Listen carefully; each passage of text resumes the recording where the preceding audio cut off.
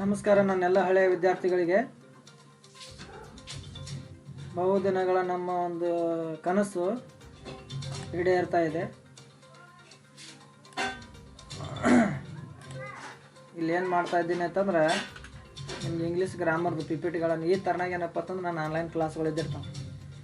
ನೀವು ಲೈವ್ ಕ್ಲಾಸ್ನಾಗ ಯಾವ ಥರನಾಗಿ ನಾನು ಕ್ಲಾಸ್ಗಳನ್ನು ನೋಡ್ತೀರಿ, ಆನ್ಲೈನ್ ಕ್ಲಾಸ್ಗಳು ಕೂಡ ಇದೇ ಥರನಾಗಿ ಕ್ಲಾಸ್ಗಳನ್ನು ಅಟೆಂಡ್ ಮಾಡ್ತೀನಿ. ಆಮೇಲೆ ಲೈವ್ ಕ್ಲಾಸ್ ತಿಕ್ಕನ್ನು ಈ ಒಂದು ಆನ್ಲೈನ್ ಕ್ಲಾಸಲ್ಲಿ ಏನಪ್ಪ ಅಂತಂದ್ರೆ ಹೆಚ್ಚಾಗಿ ನಿಮ್ಗೆ ಎಕ್ಸಾಂಪಲ್ಗಳನ್ನು ಕಲಿಸ್ಬೋದು.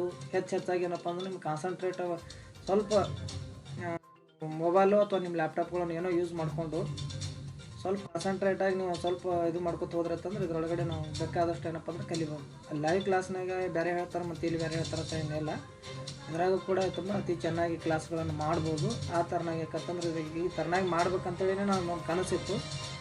ಅದಕ್ಕೋಸ್ಕರ ಇಷ್ಟು ದಿವಸ ನಾನು ಬಡದಾಡ್ತಾ ಇದ್ದೆ. ಅದಕ್ಕೆ ಇನ್ನೊಂದು ಸ್ವಲ್ಪ ಏನಪ್ಪ ಅಂದ್ರೆ ಏನಂದ್ರೆ ಕ್ಯಾಮ್ರಾ ಮತ್ತು ಆಡಿಯೋದು ಪ್ರಾಬ್ಲಮ್ ಆಗ್ತಾಯಿದೆ. ಅದೊಂದು ಸ್ವಲ್ಪ ಸಾಲ್ವ್ ಆಯಿತು ಅಂತಂದರೆ ನಿಮ್ಗೆ ಆನ್ಲೈನ್ ಕ್ಲಾಸ್ಗಳೊಳಗೆ ಡೈಲಿ 1 ಅವರ್ ಏನಪ್ಪ ಅಂತಂದ್ರೆ 1 ಅವರ್ ತೊಗೋತೀನಿ. ಮ್ಯಾಥ್ಸ್, ಮೆಂಟಲ್ ಎಬಿಲಿಟಿ, ಕಂಪ್ಯೂಟರ್ ಮತ್ತು ಇಂಗ್ಲೀಷ್ ಗ್ರಾಮರ್ ಇದೇ ಥರನಾಗಿನೇ ಹಾಕೋತ ಇದ್ದಿರ್ತಾ ಹೋಗುತ್ತೆ. ಪ್ರತಿಯೊಂದೆಲ್ಲ ಇದೇ ಥರನಾಗಿ ಡಿಜಿಟಲ್ ಇದ್ದಿರ್ತದೆ ಕ್ಲಾಸ್. ಮ್ಯಾಥ್ಸ್, ಮೆಂಟಲ್ ಎಬಿಲಿಟಿ ಕೂಡ ಇದೇ ಥರನಾಗಿದ್ದಿರ್ತದೆ. ಕಂಪ್ಯೂಟರ್ ಕೂಡ ಇದೇ ಥರನಾಗಿದ್ದಿರ್ತದೆ. ನೋಡೋಣ ಹೆಂಗೆ ಆಗ್ತವೆ ಅಂತ ಹೇಳ್ಕೇಶಂದ್ರೆ ಅದಕ್ಕೆ ಈಗೆಲ್ಲ ಚೆಕ್ ಮಾಡ್ಕೋತು ಒಂದು ಸ್ವಲ್ಪ ನೋಡ್ತಾ ಇದ್ದೀನಿ. ಸೌಂಡ್ ಕ್ಲಿಯರಿಟಿ ಆಯಿತು ಅಂತಂದ್ರೆ ನಮ್ದು ಮುಗಿತು ಪ್ರಾಬ್ಲಮ್, ಮತ್ತೇನಿಲ್ಲ. ಅದರಷ್ಟು ಬಿಟ್ಟರೆ ಮತ್ತೇನಿಲ್ಲ.